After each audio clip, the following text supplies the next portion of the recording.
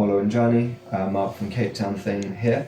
This next tutorial focuses in on exclusive beat licensing. So one of our others sort of tries to go through the difference in the different non-exclusive beat licensing and has explained how once we move to the exclusive licensing of a beat, that's the more common for large artists, record labels, will certainly always look to be transacting the exclusive licensing of a beat.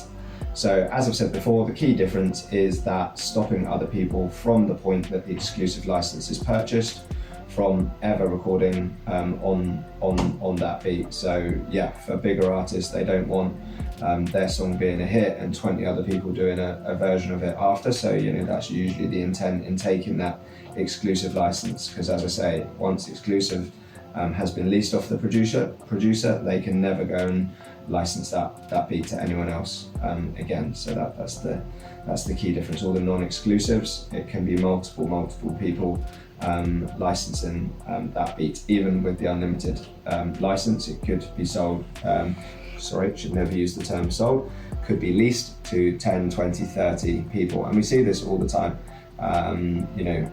Artists we work with closely, Down 4 Star, had the unlimited license to the beat that Millions in the UK had a massive hit called Lagger on. So again, that was a situation where thankfully he purchased the unlimited license beforehand, and then Millions took the exclusive.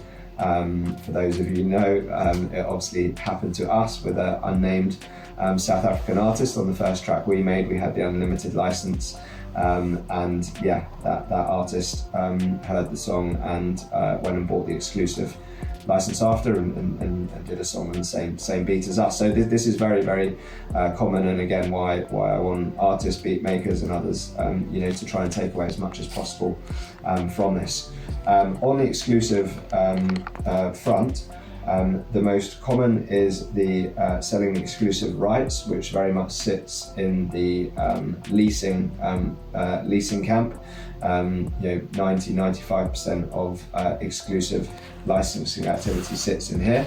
It's very frowned upon in the beat making industry, and it isn't very common. And again, I believe there's cases ongoing well outside the scope of this short vlog that the exclusive ownership can also be done in here. So I've always kept stressing that everything in here is not buying a beat, but on an exclusive there can be a selling and exclusive ownership, which again is kind of just taken over everything to do with that beat.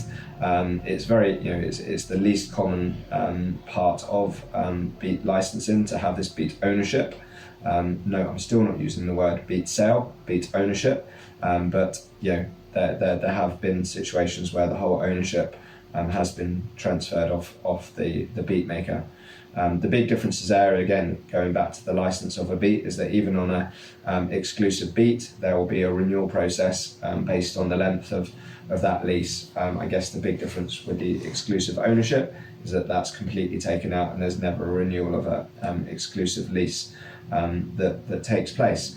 In these exclusive leases, there's still very is likely to be varying and negotiated agreements of both the mechanical and the performance rights, but that sits outside of this vlog, and we will go on to the royalty splits. But a beat is licensed or a beat ownership is taken, but there still will be ongoing rewards for the beat maker outside of the lump sum that is usually transacted at the point of taking a beat license. So as ever, any questions on this, please come back to myself or a member of the team, but hopefully that's a useful explanation for you, going into a bit more detail on the exclusive licensing of a beat.